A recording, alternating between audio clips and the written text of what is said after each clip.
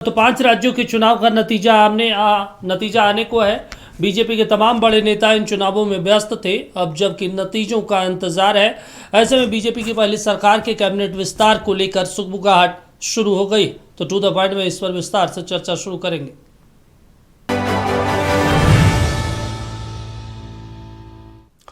देखिए, 20 सालों तक एक अणे मार्ग में रहने के बाद नीतीश कुमार जिस दिन 7 सर्कुलर रोड रहने के लिए आते हैं, एक अणे मार्ग का आवास खाली करते हैं, उसी दिन सम्राट चौधरी मुख्यमंत्री के लिए निर्धारित आवास एक अणे मार्ग का निरीक्षण करते हैं। नीतीश कुमार से 7 सर्कुलर रोड के नए आवास पर मुलाकात करते हैं और बिहार में बीजेपी की पहली सरकार के कैबिनेट विस्तार की सुगबुगाहट शुरू हो जाती है। रिपोर्ट देखिए। बिहार में 6 मई को सम्राट कैबिनेट का होगा विस्तार। तय हो गया है सम्राट कैबिनेट का नया स्वरूप। कैबिनेट की फाइनल सूची लेकर सम्राट दिल्ली पहुंचे। अमित शाह और नितिन नवीन से करेंगे मुलाकात। नए कैबिनेट में विजय सिन्हा की भूमिका पर भी होगा विचार। कोई बड़ा चौंकाने वाला फैसला ले सकती है बीजेपी। दिलीप जायसवाल को कैबिनेट में शामिल करने पर भी विचार। दिल्ली में तय होगी बिहार की नई कैबिनेट की लिस्ट और विस्तार की तारीख। बिहार में कैबिनेट विस्तार की सारी तैयारियां पूरी हो गई है। मंत्रिमंडल की सूची समेत कुछ खास मुद्दों पर बातचीत करने के लिए सम्राट को दिल्ली बुलाया गया है। सबसे अहम मसला है विजय कुमार सिन्हा, दिलीप जायसवाल समेत बीजेपी के सभी वरिष्ठ नेताओं की नई सरकार में सम्मानजनक भूमिका पर विचार करना। मुख्यमंत्री बनने के बाद दिल्ली के लिए दूसरी बार रवाना होने से पहले मुख्यमंत्री सम्राट चौधरी डिप्टी सीएम विजय चौधरी के साथ नीतीश कुमार के नए बंगले 7 सर्कुलर रोड गए, आवास में शिफ्ट किए हैं और सम्राट चौधरी ने उनसे मुलाकात की। ये बड़ा वीडियो हम आपको दिखा रहे हैं, जहां सम्राट चौधरी की मुलाकात हुई है। पूर्व मुख्यमंत्री नीतीश कुमार से सम्राट चौधरी की मुलाकात हुई है और कहा जा रहा है कि कहीं ना कहीं जिस तरीके से मुलाकात है, मंत्रिमंडल विस्तार को लेकर के एक बड़ी बातचीत हुई है नीतीश कुमार के साथ मुख्यमंत्री सम्राट चौधरी की। मुख्यमंत्री सम्राट चौधरी ने नीतीश कुमार से मुलाकात की है। लगभग 25 मिनट तक यह मुलाकात की है और मुलाकात करने के बाद वो निकल गए हैं। यह मुलाकात पूरी तरह शिष्टाचार और समन्वय की प्रक्रिया का हिस्सा है। माननीय मुख्यमंत्री सम्राट चौधरी जी और पूर्व मुख्यमंत्री नीतीश कुमार जी के बीच बातचीत में विकास, सुशासन और आगामी मंत्रिमंडल विस्तार जैसे विषयों पर सार्थक चर्चा हुई है। भाजपा और एनडीए की प्राथमिकता स्पष्ट है कि बिहार को स्थिर, मजबूत और विकासोन्मुख सरकार देना। जहां तक मंत्रिमंडल विस्तार का सवाल है, यह पूरी तरह योग्यता, अनुभव और क्षेत्रीय संतुलन को ध्यान में रखकर तय होगा।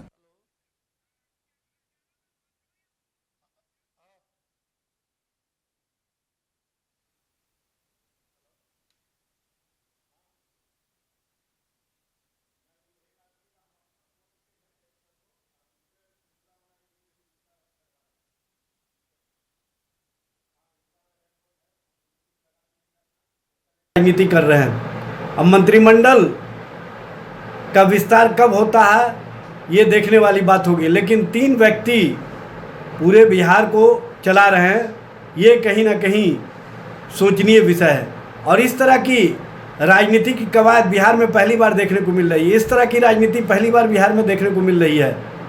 नीतीश कुमार जी से मिलना और नीतीश कुमार जी से मिल करके उनके घरों को देखना ये बड़ी बात नहीं है। मुख्यमंत्री सम्राट चौधरी जी बिहार के विकास को देखने का काम कर। इस मुलाकात का एक संदर्भ और है। 20 साल तक एक अणे मार्ग में रहने के बाद आज से पूर्व सीएम नीतीश कुमार का नया पता 7 सर्कुलर रोड आवास होगा। मुख्यमंत्री सम्राट चौधरी पहली बार एक अणे मार्ग के मुख्यमंत्री आवास पहुंचे। आवास और मुख्यमंत्री के आवासीय कार्यालय का निरीक्षण किया और अधिकारियों को आवास को लेकर कई निर्देश दिए। तो वहीं मुख्यमंत्री सम्राट चौधरी से मिलने से पहले नीतीश कुमार सुबह में डिप्टी सीएम विजेंद्र यादव के आवास पर गए और उनसे करीब 10 मिनट तक बातचीत की। यहां से वो सीधे पूर्व मंत्री अशोक चौधरी के आवास पर गए, जहां दोनों के बीच करीब 15 मिनट तक बातचीत हुई। उधर जेडीयू ने एक प्रेस कॉन्फ्रेंस कर दावा किया कि सम्राट सरकार पूरी तरीके से नीतीश कुमार के निर्देशों के मुताबिक ही काम कर रही है। सम्राट चौधरी जी के नेतृत्व में बनी है और काम कर रही है। इसका रास्ता, इसका तरीका, इसका सलीका, ये सब नीतीश कुमार जी के द्वारा जो तय किया हुआ था, हम लोग उसी रास्ते चल रहे और चलेंगे भी। और आज खास तौर से हम आपको जो मुख्यमंत्री जी का वक्तव्य बाहर भी आया है, विश्वास मत के दौरान उन्होंने विधानसभा में भी अपनी बात रखते हुए कहा था। नक्षत्र न्यूज को सूत्रों ने बताया कि सम्राट चौधरी ने पार्टी आलाकमान के सामने ये साफ तौर पर कहा है कि नई सरकार में वो एक नई टीम चाहते हैं। उनके करीबी इस नई विकास टीम का नाम दे रहे हैं। नई कैबिनेट में बीजेपी के 15 और जेडीयू के 14 मंत्री होने की संभावना है। बीजेपी से 3 और 5 नए चेहरे कैबिनेट में शामिल हो सकते हैं। जेडीयू से भी 3 नए चेहरों को कैबिनेट में जगह दिए जाने की संभावना है। चिराग के एलजेपीआर से 2 और हम से 1 कैबिनेट में शामिल होने की संभावना है। दीपक प्रकाश का नाम कैबिनेट में फंसता नजर आ रहा है। 3 से 5 नए चेहरों को छोड़ दे तो बिहार में बीजेपी की पहली सरकार और सम्राट चौधरी के कैबिनेट में ज्यादातर वही चेहरे होंगे जो नीतीश कुमार की पुरानी कैबिनेट में थे। लेकिन सम्राट ये इशारा दे चुके हैं कि वो नई कुशल और बेहद ऊर्जावान टीम चाहते हैं। दिल्ली से नक्षत्र न्यूज को सूत्रों ने बताया कि नई सरकार के कामकाज पर पहले से कहीं ज्यादा दिल्ली का दखल होगा।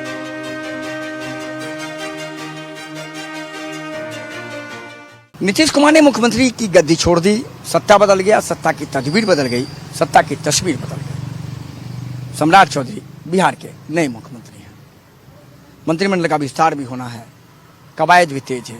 नीतीश कुमार से लगातार सम्राट चौधरी की मुलाकात हो रही है, लेकिन विपक्ष का बड़ा आरोप है सरकार दिल्ली से चलेगी।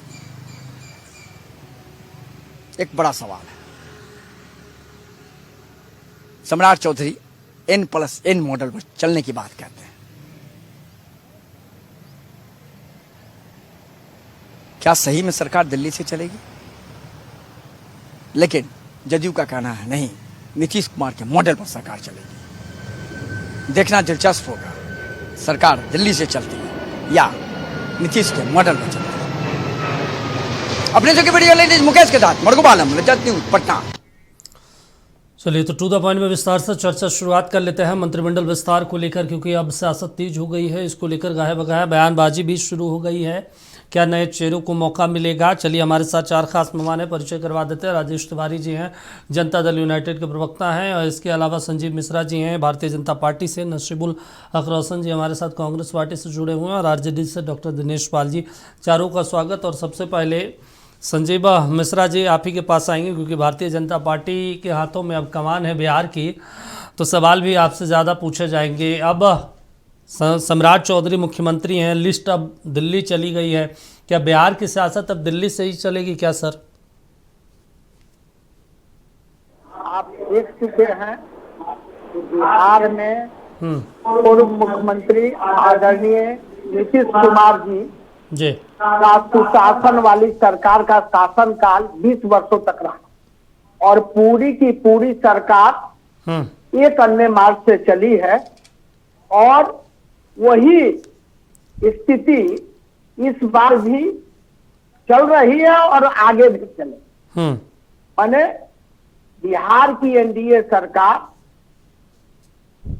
पटना से ही चलेगी, और पटना से ही विकास का काम सरकारी जिले में होंगे, और चरपा विकास एनडीए की सरकार आदरणीय हमारे मुख्यमंत्री की सरकार आदरणीय हमारे मुख्यमंत्री सम्राट चौधरी जी के नेतृत्व में बिहार नई ऊंचाइयों को प्राप्त करेगा।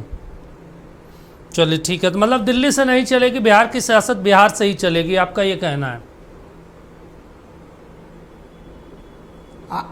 अरे बिहार की सरकार है तो बिहार से ही उसकी राजधानी पटना से चलना चाहिए और चलेगी। सुनने में तो ये भी आ रहा है कि दिल्ली, नीतीश जी को ये अंदाज़ा नहीं था कि दिल्ली का दखल अंदाजी होगा, लेकिन अब जिस तरीके से दिल्ली की दखल अंदाजी देखने को मिल रही, नीतीश जी भी अब थोड़ा सा इस बात को लेकर नाराज़ हैं। कई सूत्र हमारे बता रहे थे कि उन्हें ये ठीक बात नहीं लगा कि भाई दिल्ली से दखल अंदाजी क्यों हो रहा है, इसलिए तो हमने सत्ता की कमान बीजेपी को नहीं दी थी।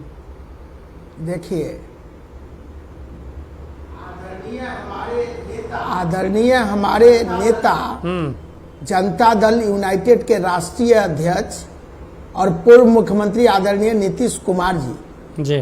बिना उनके मार्गदर्शन और उनके सफल कार्यकाल को आगे बढ़ाना है।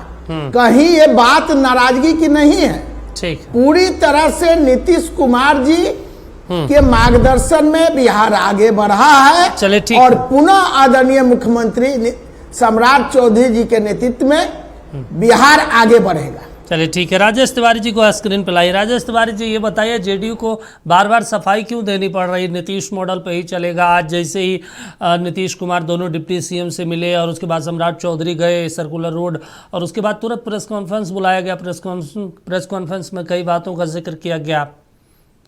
बार बार आप लोगों को क्यों मीडिया के सामने आना पड़ रहा है? एक ही चीज़ को दोहराना पड़ता है। नहीं, देखिए, जदयू और मीडिया का जहाँ तक संबंध है तो एकदम ये तो चोली दामन का संबंध है। इस तरह का संबंध जो है रहा है कि पूरे देश में एक उदाहरण है कि जहाँ अगर सबसे ज्यादा अगर सम्मान अगर कोई मीडिया को लोकतंत्र का चौथा स्तंभ को दिया है तो ये जदयू यानी एनडीए सरकार ने दिया है। माननीय मुख्यमंत्री तत्कालीन उसमें विकास पुरुष नीतीश कुमार जी दिए हुए हैं। आप तो लोग कहाँ बात कर रहे हैं sir? NDA Bharatiya Janata party में कोई भी वो बात राजेश जी आप कहते हैं कि पत्रकारों को सम्मान करते हैं एनडीए घटक दल। पटना में कई पत्रकारों को भारतीय जनता पार्टी दफ्तर जाने से बैन लगा दिया गया, पता है आपको? और इसलिए क्योंकि सम्राट जी से उन्होंने सवाल पूछ लिया कि नीट छात्रा में कैसे कार्रवाई होगी, कब कार्रवाई होगी। एक महिला 2-3 विधायक प्रेस कॉन्फ्रेंस कर रही थी, इस दौरान कुछ पत्रकारों ने ये पूछ लिया कि आप ये बताइए दीपक जी नीट छात्रा में कार्रवाई कब होगी। बाहर निकलवा दिया गया पत्रकार को। दीपक जी, आप जिन महाशय की चर्चा कर रहे हैं वो बता दीजिए तो कौन चैनल से है? अगर व्यक्तिगत रूप से कोई एजेंडा चलाएगा तो उसको आप क्या कहिएगा? आप बता दीजिए कि कभी आप नक्षत्र से ज्यादा तीखा सवाल कोई नहीं पूछता है। किस एनडीए के घटक दल, चाहे वो बीजेपी, जदयू और घटक दल में कभी रोका है? आपसे बताइए ना भाई, आप तो इतना तीखा सवाल पूछते हैं। आपको कौन बीजेपी कार्यालय या जदयू कार्यालय या लोजपा कार्यालय किसी भी कार्यालय में? देखिए, आप जिनका मुझे कोई दिक्कत नहीं, आज तक नजर नहीं आया। हाँ, तो फिर ये तो आप यही तो बता रहे हैं कि अगर आप किसी का एजेंडा चला रहे हैं तो दूसरी बात है, वही आप आरजेडी में चल जाइए ना। आज भी राष्ट्रीय चैनल के हम कह रहे हैं, राष्ट्रीय चैनल का रोका हुआ है, प्रेस कॉन्फ्रेंस में रोका हुआ है। क्या बात कर रहे हैं? और एक मामूली एक डिजिटल का अगर लेकर के हम लोग बोल देते तो उसको ये कर रहे हैं बल्कि एजेंडा। हकीकत क्या है कि ये देश का सबसे पुराना जदयू और बीजेपी का गठबंधन पुराना 2-3 साल छोड़ दिया जाए तो, और इसमें कहीं भी दोनों मिल करके, और आप कह रहे हैं ना कि ये हो रहा है कि दिल्ली से चलेगा। भैया, ये दिल्ली से सरकार नहीं चलता है, ये बिहार से चलता है। ये वो लोग फैला रहे हैं जो हरियाणा से चलाते हैं प्रतिपक्ष के नेता, जिन प्रतिपक्ष के नेता बिना हरियाणा के नेता के बिना न देख सकते हैं, न सुन सकते हैं और न लिख सकते हैं, जिसके चलते आरजेडी में उस नेता के प्रति पूरा विखंडन है, आरजेडी के कार्यकर्ताओं में नाराजगी है इसके चलते। तो इसलिए ये लोग दूसरे पर सौंप रहे हैं। जदयू और भाजपा को और एनडीए सरकार एक मुश्त है, एकजुट है, बिहार के विकास के प्रति प्रतिबद्ध है, और यही कारण है कि हम लोग को जनता का आशीर्वाद मिलते रह रहा है। चलिए ठीक है। डॉक्टर दिनेश पाल जी हमारे साथ जुड़े हैं। दिनेश पाल जी, आप लोगों को दिक्कत नहीं हो रही कि भाई देखिए इतने देर से मंत्रिमंडल विस्तार हो रहा है, एक मंत्री के पास 10-10 विभाग, सीएम साहब के पास तो लगता है 25-30 विभाग है। ये तो लोगों को नुकसान हो रहा है, सारा काम ठप है। मैंने कई विभाग से बातचीत की, कुछ काम था, वो कह रहे हैं भाई सरकार का सीधा आदेश है कि पैसा नहीं है, कुछ भी काम अभी नहीं होगा, कोई नया निर्देश जारी नहीं होगा। दीपक जी, आप सत्ता पक्ष के दोनों प्रवक्ताओं ने क्या कहा मुझे नहीं पता, आवाज नहीं आ रही थी, सुनाई नहीं दे रही थी उनकी आवाजें। लेकिन आपने जो सवाल किया उससे पहले मैं बता दूं कि बिहार आज देश में सबसे गरीब और सबसे पिछड़ा राज्य है। ऐसे राज्य में अस्थायी और एक व्यवस्थित सरकार की जरूरत होती है ताकि वह कुछ गति पकड़ सके। और बहुत दुर्भाग्य की बात है कि सरकारी संसाधनों को लुटाकर सरकारी तंत्रों का दुरुपयोग करके इसी तरह इन केंद्र प्रकार एनडीए को 202 सीटें मिली। उसके बावजूद पिछले 6 महीना से बिहार अस्थिर सरकार चल रही है, बदहाली की तरफ है। और ये स्थिति है कि एक मुख्यमंत्री जो कि 25 से 30 का कराए थे, तमाम वादे किए थे, वो खुद 26 में के शुरुआत में ही फिनिश हुए और वो अपने 1 करोड़ नौकरी देने की बात ही खुद बेरोजगार हो गए। खैर, दूसरी तरफ आप देख रहे हैं कि जो नई सरकार बनी 15 अप्रैल को, आज मई में हम लोग बातचीत कर रहे हैं और हमको लगता है कि देश में पहली बार ऐसा हो रहा है कि इतने लंबे समय तक सिर्फ 3 लोग सरकार चला रहे हैं, यानी 3 लोगों की कैबिनेट हो रही है और 3 लोग बैठ के फैसला ले रहे हैं।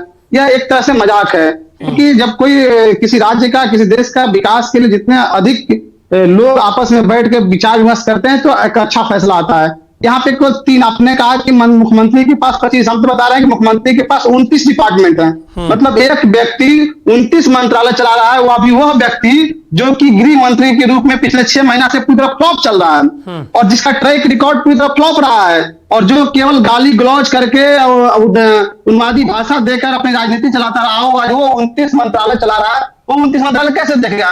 जाहिर सी बात है कि बिहार के तमाम विकास के काम ठप पड़े हुए हैं और इतना सीट जीतने के बाद भी एनडीए गठबंधन में जो उठापटक चल रही है वो मंत्री की तय नहीं कर पा रहे हैं। और आप जो कह रहे हैं कि सम्राट चौधरी जी नीतीश जी से मिलने गए थे, उसके पीछे कारण यह मुख्य रूप से है कि सम्राट चौधरी अकेले कानून व्यवस्था की समीक्षा की है, जिससे उप मुख्यमंत्री को उसमें पूछा नहीं गया और जिससे दोनों उप मुख्यमंत्री नाराज होकर अलग से प्रेस कॉन्फ्रेंस करके वे लोग बार बार कह रहे हैं कि नीतीश के अनुसार सरकार चलेगी, नीतीश जी के अनुसार चलेगी, लेकिन सम्राट चौधरी ने अकेले समीक्षा करके सीएम के पास होम मिनिस्ट्री थोड़े है सर, जो वो अब नहीं, सुन लीजिए कानून व्यवस्था की समीक्षा करेंगे। सम्राट चौधरी जी ने साफ इशारा कर दिया है कि यह सरकार कि दिल्ली में बैठे 2 गुजरातियों के इशारे पे चलेगी। जिस तरह की हम लोग विधानसभा चुनाव के समय आगाह करते रहे हैं कि यह गुजरात के लोग दिल्ली से बिहार की सरकार चलाएंगे, जो बिहारियों का अपमान होगा।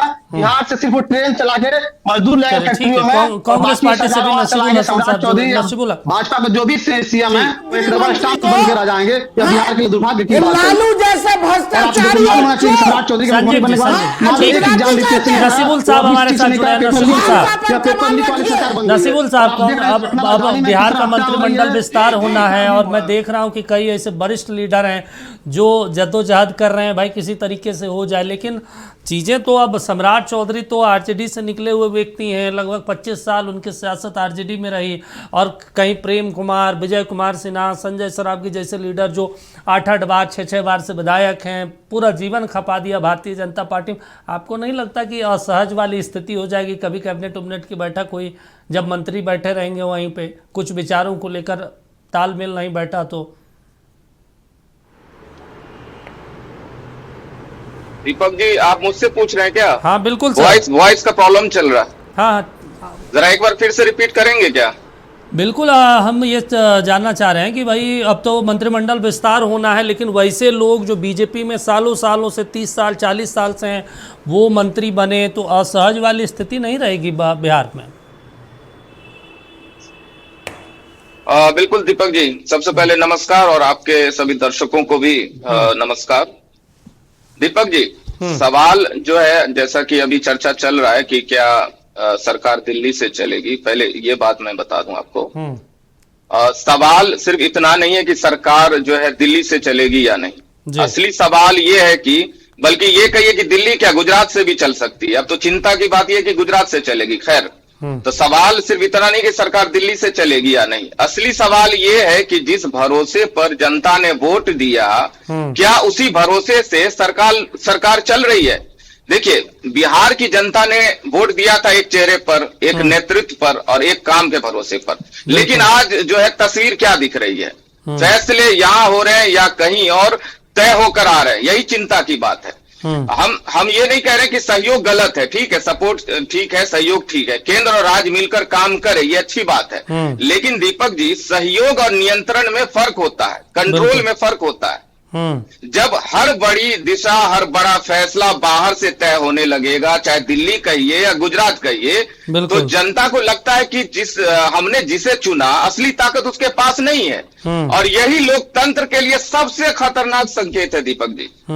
बिहार छोटा राज्य तो है नहीं, यहाँ की अपनी पहचान है, अपनी जरूरत है, अपनी प्राथमिकता है।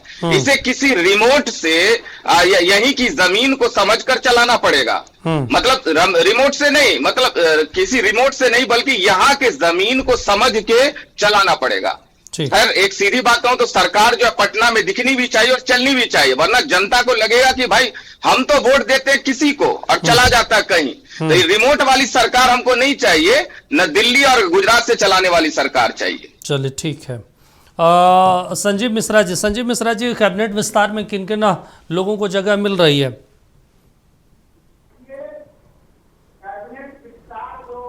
देखिए, कैबिनेट विस्तार जो संभावित है उसमें माननीय मुख्यमंत्री आदरणीय सम्राट चौधरी जी का अपना विशेषाधिकार है। अच्छा। और माननीय मुख्यमंत्री जी के कैबिनेट में कौन शामिल होंगे, हाँ। ये माननीय मुख्यमंत्री जी को तय करना है। माननीय मुख्यमंत्री जी अगर तय करते तो दिल्ली थोड़े जाते सर सूची लेके। अगर सम्राट चौधरी को तय करना होता, उनका विशेषाधिकार होता, तो दिल्ली लेके थोड़े सूची जाते। अनुमान मनोबल थोड़े करते तमाम नेताओं को।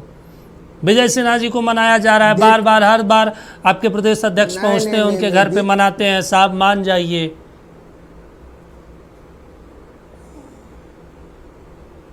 अरे दीपक जी सुन लीजिए, बात तो सुनिए।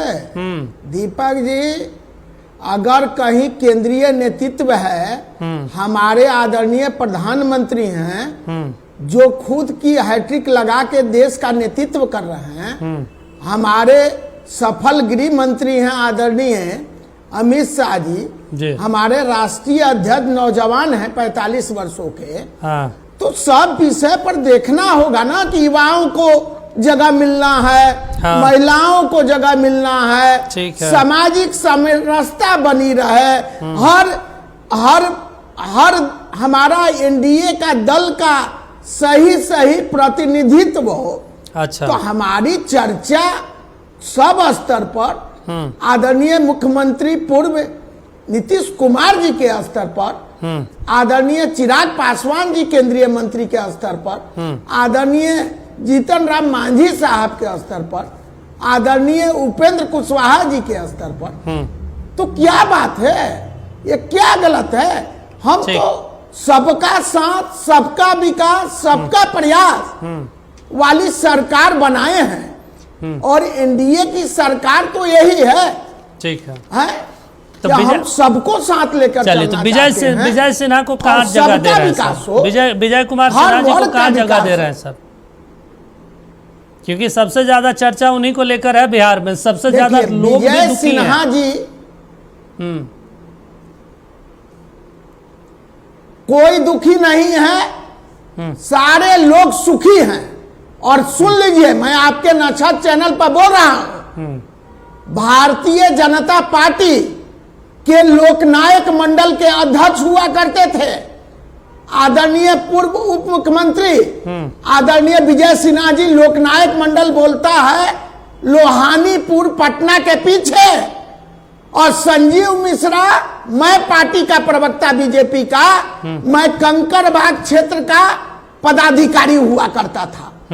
तो मैं उस समय से उनके कार्यकर्ता भाव, राष्ट्रवाद का भाव, जनता का सम्मान का भाव, कार्यकर्ता का सम्मान का भाव जी, मुख्यमंत्री का सम्मान का भाव, केंद्रीय नेतृत्व का सम्मान का, हमसे ज्यादा कौन बताएगा भाई? मैं 36 वर्षों का कार्यकर्ता हूं, मैं साथ में काम किया, तो मुझे ना पता होना चाहिए? अच्छा, मुझे पता है, मैं आपको बता रहा हूं आपके माध्यम से बिहार और देश, झारखंड और प्रदेश की जनता को बता रहा हूं। जी को स्क्रीन प्लाई ठीक है, गलतफहमी में मत रहिए। ना कोई गलतफहमी है, ना कोई गलतफहमी नहीं है सर, ना बिहार की जनता को गलतफहमियां है, ठीक ना। मान मनोबल आप लोग कर रहे हैं वो पूरे बिहार की जनता जानती है। तस्वीरें भी डेली आ रही कि मान मनोबल कैसे चल रहा है।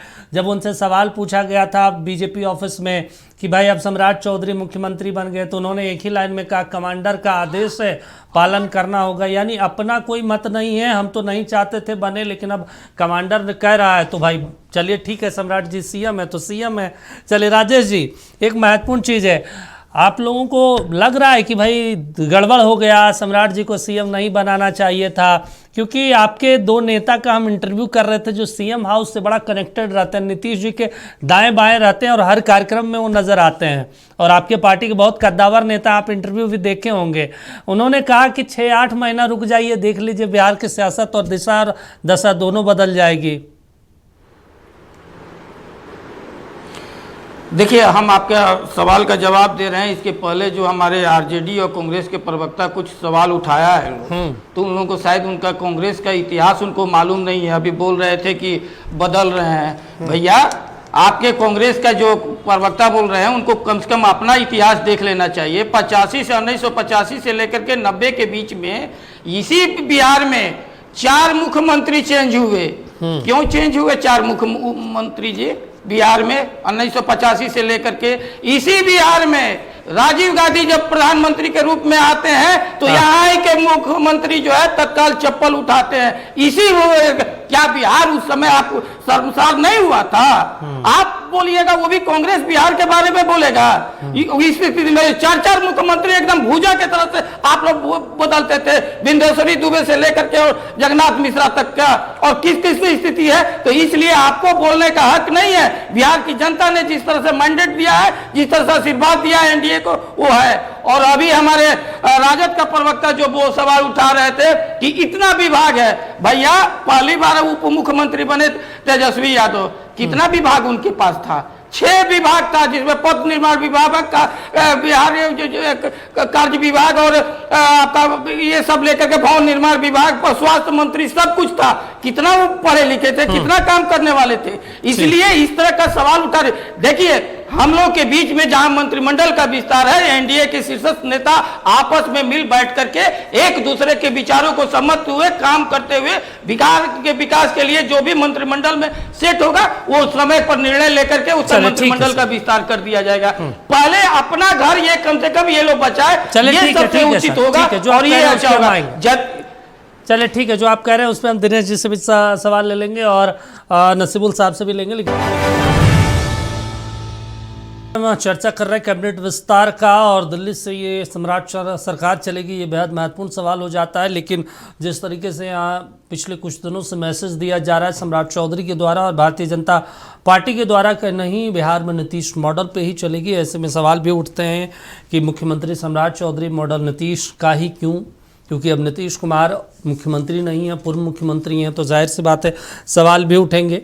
हमारे साथ डॉक्टर दिनेश जी जुड़े हैं। दिनेश जी, एक और महत्वपूर्ण बात है, दिलचस्प बात है कि जब नीतीश कुमार के नाम पे वोट लिया गया, उन्हीं के चेहरे पे इतना प्रचंड बहुमत मिलेगा, सरकार बदल गई, लेकिन कह रहे हैं कि नीतीश मॉडल पे ही चलेगा। तो भाई नीतीश कुमार को बदलने की क्या ज़रूरत थी? उन्हीं को रखते 5 साल, क्या दिक्कत था? मतलब ये तो वही बात होगी कि हम सब कुछ रखेंगे लेकिन चेहरा नहीं रहेंगे वो। दीपक जी, आपके इस सवाल पे आते हैं, उससे पहले जरा आपका पुराना सवाल को मैं दोहरा दूं कि आपने कहा कि जो लोग सम्राट चौधरी से सवाल कर रहे हैं या भाजपा के नेताओं से सवाल करते हैं, उन्हें ये बैन कर दे रहा है, उन पत्रकारों को, उन यूट्यूबरों को। और आप पिछले कई सालों से देखे होंगे कि नीतीश कुमार जी के पास तो पत्रकार को पहुंचने तक नहीं दिया जा रहा था और ना ही वो प्रेस कॉन्फ्रेंस कर रहे थे।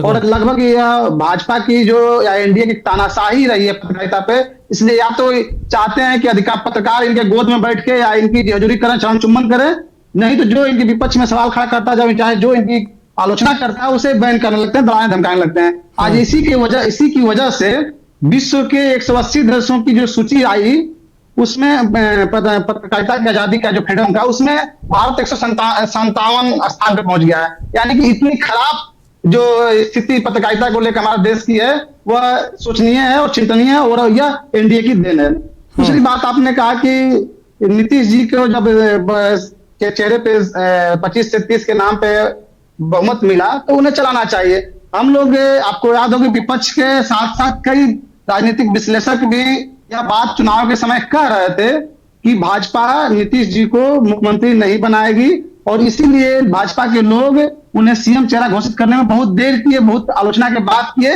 और आनंद फानंद में कुछ किए।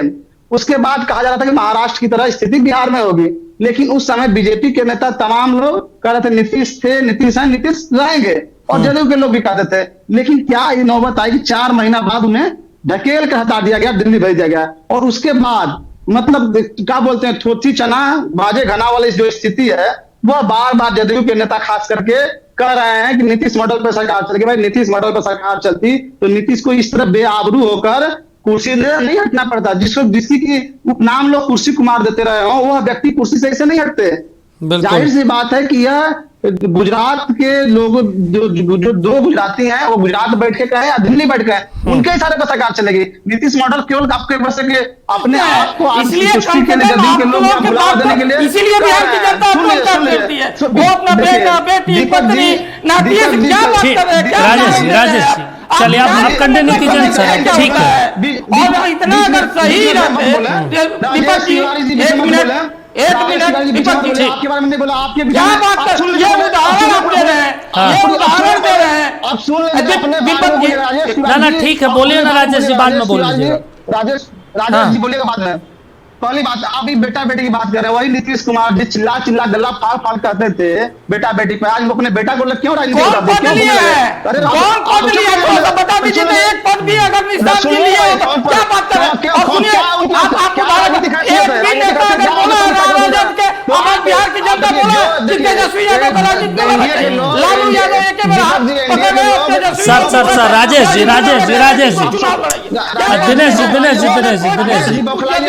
दिनेश जी एक सेकंड मुझे समय दे दीजिए, एक सेकंड। राजेश जी एक सवाल का मेरा जवाब दीजिए। आप कह रहे हैं कि कौन सा पद ले लिए? जेडीयू के कार्यकर्ता है निशांत कुमार, हाँ या ना? है ना जी? ये बताइए कि मैं उनके हर एक बैठक को मैं देखता हूं, जो आपके प्रदेश अध्यक्ष हैं उमेश कुशवाहा जी, वो बगल में बैठे होते हैं और निशांत कुमार बीच वाली कुर्सी पे बैठे होते हैं। क्या दूसरा जेडीयू का कार्यकर्ता उस कुर्सी पे बैठ सकता है सर? वो किस हैसियत से बैठते हैं? तो वो सुनिए, वो कार्यकर्ता, ये बताइए तेजस्वी यादव जो चुनाव ना आप सिर्फ बताइए, उस कुर्सी पे आप बैठ सकते हैं सर? राजेश जी आप बैठ सकते हैं उस कुर्सी पे? चैलेंज कर रहे हैं कि तेजस्वी यादव का किस दिन वो राजद का सदस्यता लिया है, वो हमको बता दीजिए तो क्या बात कर रहे हैं? आप उस कुर्सी पे बैठ सकते हैं या कोई जेडीयू का कार्यकर्ता वहां पे बैठ सकता है? किसी एक बाहर और लोग कार्यकर्ता नहीं रहता है ना बाहर में उस कुर्सी पे बैठ सकता है सर। निशांत कुमार किस हैसियत से बैठते हैं? कोई पद नहीं है, ना पार्टी के अध्यक्ष है, ना सचिव है, ना महासचिव है, ना कोषाध्यक्ष है। मुख्यमंत्री या उप मुख्यमंत्री बन सकते थे, राष्ट्रीय अध्यक्ष बन सकते। दीपक जी इस तरह का नेगेटिव मत सोचिए। ना सिर्फ मुझे ये बताइए ना, आप कह रहे हैं कि वो कोई पद नहीं लिए हैं, पूछ लीजिए तो सर उनको पद की क्या कमी है? वो तो बिना पद के बैठे हुए हैं। तेजस्वी यादव सदस्यता लिए हुए हैं क्या? सर हम सिर्फ इतना जानना चाह रहे हैं आपसे कि कोई पद नहीं लिया, आप जो कह रहे हैं ठीक है, तो वो किस हैसियत से वहां पे बैठते हैं? प्रदेश अध्यक्ष बगल में होते हैं, आपके महासचिव अलग होते हैं, पूर्व मंत्री बगल में बैठे होते हैं, बीच कुर्सी पर निशांत कुमार बैठे होते हैं। कोई जेडीयू का कार्यकर्ता वहां बैठ सकता है क्या? अब आप नहीं एक कार्यकर्ता बैठता है दीपक जी, वहां पे बैठ सकता है सर उस कुर्सी पे। आप ऑफिस में जाइए तो नीतीश कुमार जी के पार्टी नहीं है। और दूसरी ये बात है, कोई पद नहीं लिए हुए हैं, ये आप ये बात कहिएगा तेजस्वी यादव से। दीपक जी आप सब जान रहे हैं, उसके बाद हम सब कुछ जान रहे हैं, इसलिए हम पूछ रहे हैं। उस तरह का हम आपसे इसलिए पूछ रहे हैं। कई लोग तो ये कह रहे थे भाई ना वो कोई पद ले रखे, फिर इतनी सुरक्षा उन्हें क्यों दी गई? तो वो तो चलिए ठीक है, मुख्यमंत्री के पूर्व मुख्यमंत्री के बेटे हैं तो सुरक्षा चलिए ठीक है, वो बनता है उनका। इतने सालों से वो सत्ता चला रहे थे, उनके पिताजी बहुत सारे डिसीजन लिए, जैसे सहमति किसी से और सहमति हो सकती है। ज्ञान नहीं है कि पूरे मुख्यमंत्री का परिवार का सुरक्षा मिलता है। उस बात से हम सहमत हैं, लेकिन आपने ये कहा कि कोई पद नहीं लिया। सवाल उठा रहा है तो कोई दूसरी बात है। और ये मीडिया का बैन के कहते हैं, हम 5 मीडिया नेशनल चैनल को बता रहे हैं कि आज भी राजद जो है बैन किए हुए हैं। एक बीजेपी का बता दीजिए या जदयू का बता दीजिए कि जो बैन किए हुए। 1-2 यूट्यूबर है जो विशेष रूप से चलाते हैं, वो आप अच्छे उनका संबंध आपसे है तो ये ठीक है, अच्छी चर्चा की है, अच्छी बात है, लेकिन कभी भी इस तरह का नहीं रहता है। चलिए ठीक है, नसीबुल साहब को लेकर आए। नसीबुल साहब देखिए, एक महत्वपूर्ण चीज है, अब बिहार में सरकार बदल गई और दीपक जी बिल्कुल नहीं, बीच में आपने बात रुकवाई थी, बात पूरी बोलिए ठीक है। आपने देखिए, पहली बात कि चुनाव के समय जदयू के लोग और भाजपा के लोग भी डिग्री और परिवार के लेकर बड़ी बात करते थे। अभी जदयू के प्रवक्ता बोल रहे थे कि कोई पद नहीं लिए हैं। बताइए कि कोई ऐसे जदयू में कोई और कार्यकर्ता ऐसा है जो कि प्रवक्ताओं की समीक्षा बैठक कर ले, जिला अध्यक्षों की बैठक कर ले? आज का आपने वीडियो देखा होगा कि वो एंट्री कर रहे हैं और पूरे पदाधिकारी झूम रहे हैं, नाच रहे हैं, ताली बजा रहे हैं। अरे क्या खासियत है, कौन सा कार्यकर्ता है वो? आपको शर्म आनी चाहिए। नीतीश जी बार बार जो बात करते रहे, आज अपने बेटा को लाए हैं, कुंदन कुशवाहा भी वही किए, और सम्राट चौधरी भाजपा जो है, सम्राट चौधरी सपनी चौधरी का बेटा है, और डिग्री की तो छोड़ ही दीजिए। दूसरी बात, मुख्यमंत्री बन जाए, क्या बात कर रहे हैं आपको? दूसरी बात, आप बता दीजिए यही तो आप लोग को नहीं हो रहा है, क्या आप लोग ये भ्रष्टाचारी नहीं जी, आपको नहीं समझ में आएगा कि किस तरह से क्या बात कर रहे हैं। इनको कहिए बौखलाए ना, बौखलाए ना, हम इनके बीच में नहीं बोले, पूरी बात सुनिए ना दीपक जी, आप 25 विभाग के हैं, हम 85 और 89 वाले बैठे हुए हैं, ये 25 और 5 सबसे ज्यादा हम लोग को समय मिलना चाहिए। नहीं आपको सहनशील होना चाहिए, आप सत्ता में बैठे हैं सर। दीपक जी, राजेश तिवारी को कहिए बौखलाए नहीं, ये सदन नहीं आपका है, डिबेट है, और अभी आप हमको तो पिछली बार आप भी तीसरे नंबर पे थे। अरे सुनो ना, हमको डिबेट मत सिखाइए। अरे ठीक, राजेश सिखाइएगा, पूछिए ना आपका राजेश के प्रवक्ता से, आपके इसलिए हमको सिखाइए कि कैसे डिबेट होता है, ठीक है ना? हर चैनल से लड़कियां के भगाए जाते हैं, राजेश जी हो गया सर। क्षमता नहीं है। अरे आरजेडी राजेश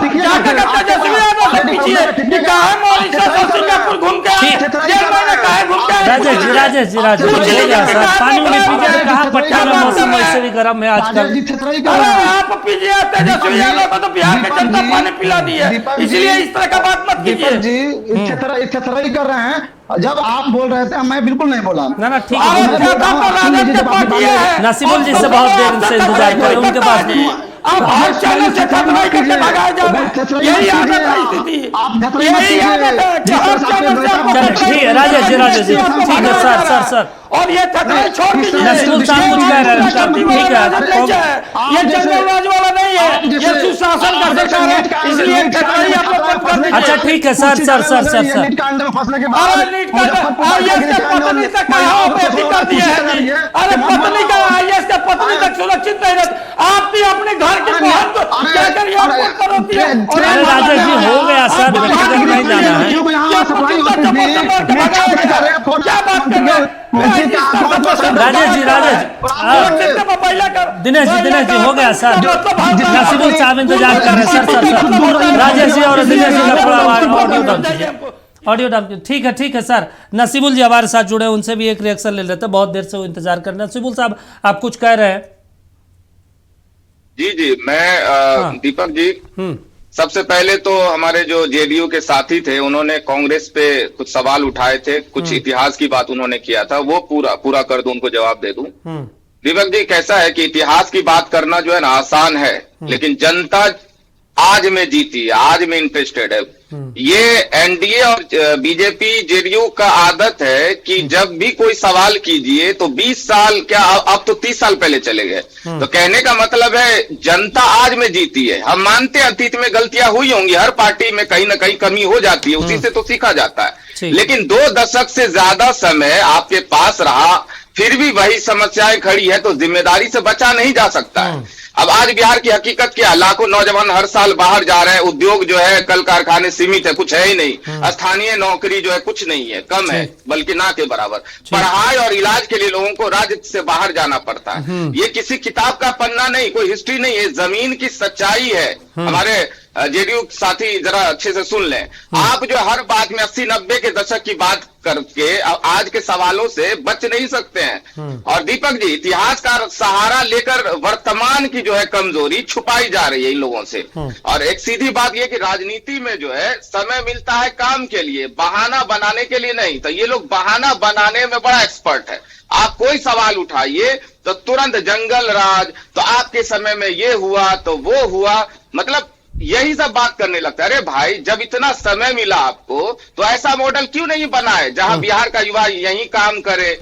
भाई इतिहास की बात आप बार बार करके अपनी कमियों को छुपा नहीं सकते। नहीं तो वो तो अपने ही काम को गिनवा के 202 सीटों पर आए हैं सर।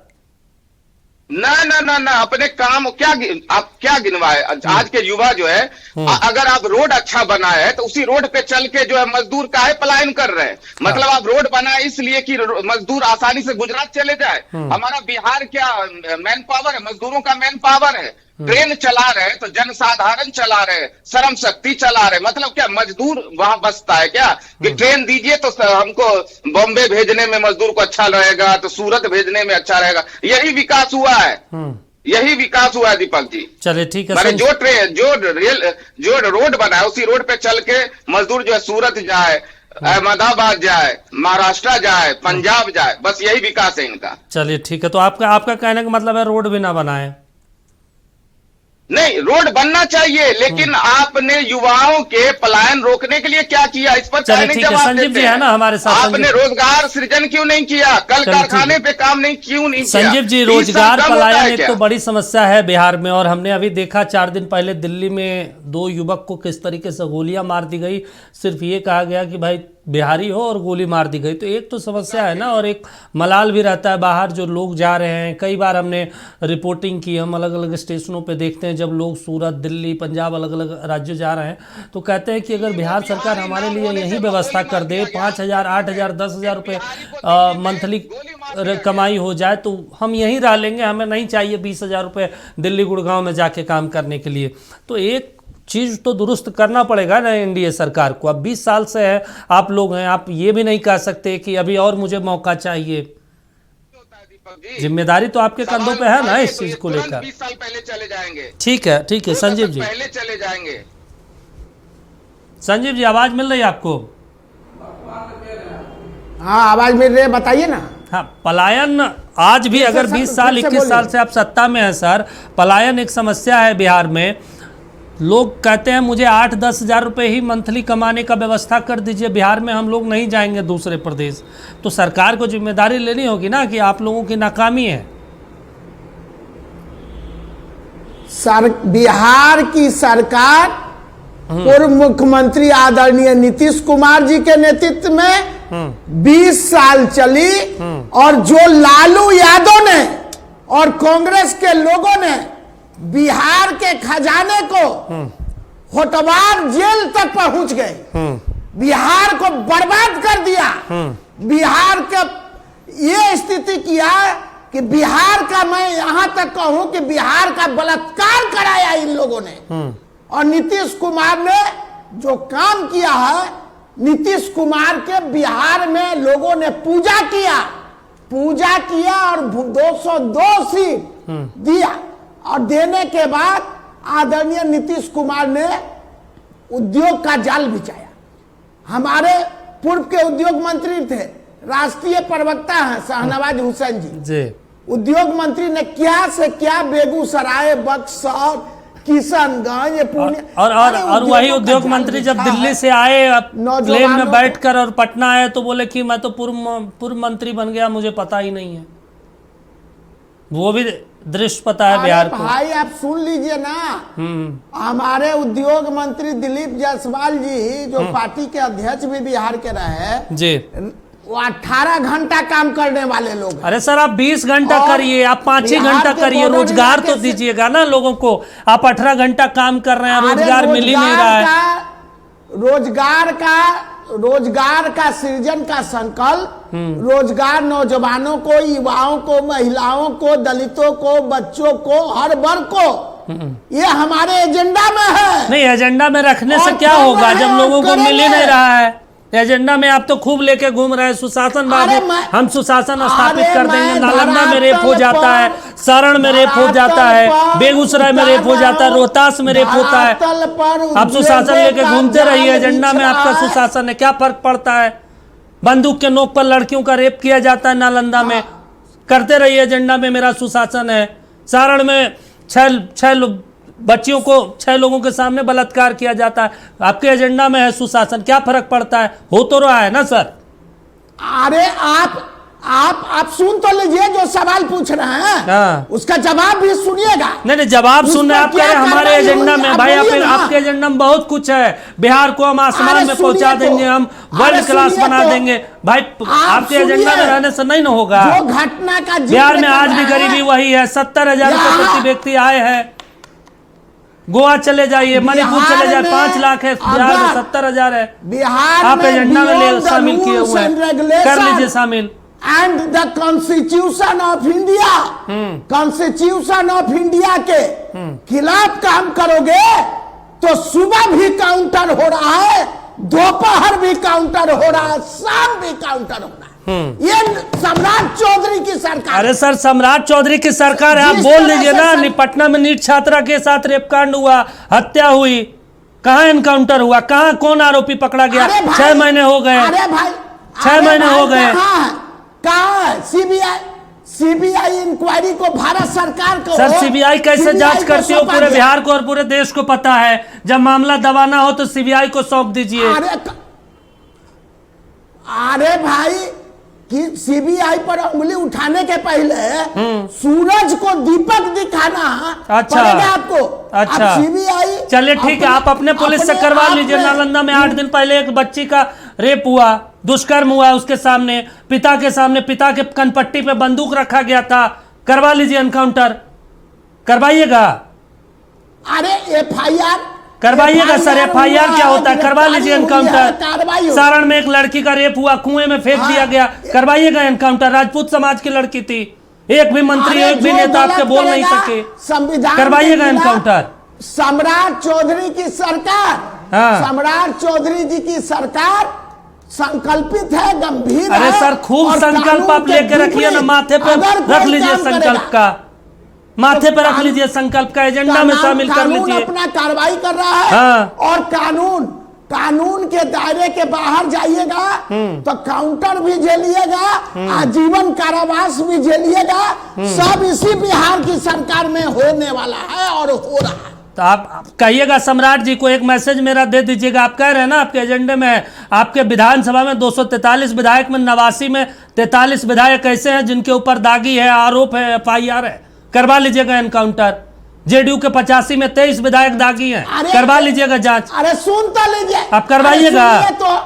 अरे सुनिए तो, हाँ आप न्यायालय से ऊपर हैं क्या? नहीं तो वो जो एनकाउंटर करते हैं आप न्यायालय से हैं सर, आप न्यायालय से ऊपर है, एनकाउंटर करवा देते हैं। न्यायालय से ऊपर है, न्यायालय अपना काम कर रहा है।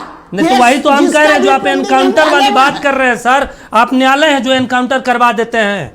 आपने उस बच्ची का सुना है जो रामधनी यादव का एनकाउंटर हुआ? उसकी बहू क्या कह रही थी मीडिया के सामने कि मेरे सामने गोली मारा गया, मेरे ससुर को कमरे में बंद मुझे कर दिया गया, सीसीटीवी बंद किया गया और गोली मार दी गई। अपराध करके भागोगे, कानून के शिकंजे को चैलेंज करोगे तो पुलिस को जो मैनुअल में है, पुलिस अपनी कार्रवाई के लिए अपेक्षित है। चलिए ठीक है, राजेश जी को लाइए। राजेश जी बताइए मत। ना हम कुछ नहीं बता रहे, हम तो सुन रहे हैं, हम तो देख रहे हैं सर, आंख बंद करके। बिहार में आप लोगों के राज्य में सुशासन है, वो अलग बात है। डेली बच्चियों के साथ चीरहरण किया जाता है। अरे भाई दीपक बाबू सुन लीजिए, हम एडवोकेट भी हैं पटना हाई कोर्ट में। 20 साल से वकालत भी करते हैं, हमको समझाने की जरूरत नहीं है। हम कुछ नहीं समझा रहे, हम सुन रहे हैं सर, हम देख रहे हैं आंख बंद करके कि बिहार में सब चंगा है। वो अलग बात है, गरीबी में नीचे, कानून व्यवस्था में चौपट, भ्रष्टाचार में एकदम नंबर 1, हर चीज में, महिलाओं के साथ शोषण, दुष्कर्म, अपराध में नंबर 1, हर चीज में, गरीबी में सबसे नीचे, प्रति व्यक्ति आय में सबसे नीचे, वो हम लोग हैं। लेकिन सब चंगा है क्योंकि आप 20 साल से हाईकोर्ट में हैं और आप देख रहे हैं। चलिए ठीक है, आपके एजेंडे में शामिल है। राजेश जी को लेकर आइए। हम क्या देख रहे हैं? बिहार अरे कहाँ थे चुनाव में? कहाँ थे? पूरे बिहार घूम रहे हैं। राजेश जी बगल में बैठे हैं, मुस्कुरा रहे हैं, पूछ लीजिएगा। राजेश जी बगल में बैठे, पूछ लीजिएगा, पूरे बिहार में घूम रहे थे। अरे सुनिए ना, जो आरोप लगा रहे हैं, वोटवा पलटी करा देते ना, घूम रहे थे, कहाँ थे?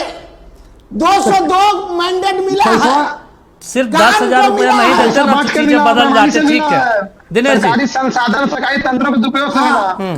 चलिए ठीक है राजेश जी, एक महत्वपूर्ण चीज है। देखिए अब मंत्रिमंडल पे हम विस्तार कर रहे थे, उन्होंने कानून व्यवस्था एजेंडा गिनवा दिया। सम्राट चौधरी मुख्यमंत्री, सम्राट चौधरी विकासशील मुख्यमंत्री, संकल्प वाले मुख्यमंत्री, धरातल वाले मुख्यमंत्री। अच्छा सिन्हा जी नहीं होते? नहीं, अगर सिन्हा जी को बना देते या और कोई रहते तो? बेचारा बड़ा मलाल रह के वो कह रहे थे कमांडर का आदेश है। खैर चलिए राजेश जी, एक महत्वपूर्ण चीज है, सम्राट चौधरी उन्हीं एजेंडों पे चलेंगे, लेकिन कभी नीतीश कुमार कभी किसी मंच से नहीं बोले कि एनकाउंटर होगा, गोली का जवाब गोली से दिया जाएगा। सम्राट चौधरी कह रहे हैं, ये तो नीतीश मॉडल तो नहीं है सर। नहीं, देखिए ऐसा नहीं है कि ये पहली बार एनकाउंटर हुआ है। इसके पहले भी बहुत सारे समय पर प्रशासन को जो है फ्री, हमारी एनडीए सरकार, चाहे वो नीतीश जी रहे हों या अभी सम्राट जी हैं, हर समय जो है प्रशासन को फ्री दिया गया है और इसके पहले भी बहुत सारे एनकाउंटर हुए हैं। अब इस समय मीडिया को क्यों इस तरह का ध्यान चला गया है, ये समझ की बाहर की बात है कि क्यों दिया है, लेकिन समय समय पर हमेशा एनकाउंटर हुआ। अभी कुछ दिन पहले ही खेमका वाले जो हत्याकांड हुआ था, सिटी में आप थे, उसका एनकाउंटर हुआ था। देखिए सबसे बड़ी बात है कि ये इस तरह का जो बयानबाजी है, अभी हमारे कांग्रेस के भाई साहब हमको समझा रहे थे कि ये लोग चल जाते हैं इतिहास में, हम तो आजादी के बात नहीं करते हैं। हम अगर इसी समय के बात किया, कल बिहार कांग्रेस ने बिहार में जो घटना घटा है उसको लेकर के एक पुतला दहन किया home minister, central home minister के। जानते हैं स्थिति क्या है? आप तो सदाकत आश्रम में आए हुए होंगे, सदाकत आश्रम से निकला लो पार्टी के ऑफिस में, पूरा 32 जो है पूरे स्टाफ से लेकर के सब लोग, राजेश राम जी अध्यक्ष है, लेकर के, और वहां से करीब 20 से 25 कदम है मेन गेट। मेन गेट पर आकर के होम मिनिस्टर का पुतला दहन कर दिया लो। यही वही घर में कर लेती है, आश्रम में कर लेता लो, अंदर तो कोई गेट पर आकर के किया कि बहुत बड़ा विरोध है। ये क्या स्थिति है, किसी से छुपा हुआ नहीं है। देखिए एक बात जान लीजिए, जो हमारे नीतीश कुमार जी की नीतियों पर जो आगे उन्होंने त्याग करके, जिस तरह से एक समय होता है सब, चले ठीक है कि एक समय आया कि जल्दी से आगे युवा को प्रेजेंट किए और सम्राट चौधरी जी को आगे उन्होंने दिखा, सम्राट चौधरी जी को आगे कमान संभाले हैं। निश्चय ही पक्ष हो विपक्ष हो, हर अपना नीतिगत विरोध होता है, सबको मिलकर के बिहार को विकास में लड़ना चाहिए। उम्मीद भी है और सबको ही, प्रतिपक्ष के नेता हो या विरोध, अलग चीज है, लेकिन काम अगर जो जहाँ विरोध है नीतिगत विरोध करे। चलिए ठीक है, शुक्रिया आप चारों का, आपने कीमती समय दिया और इस चर्चा में हिस्सा लेने के लिए। टू द पॉइंट में अभी के लिए बस इतना है। देखते रहिए नक्षत्र न्यूज। नमस्कार।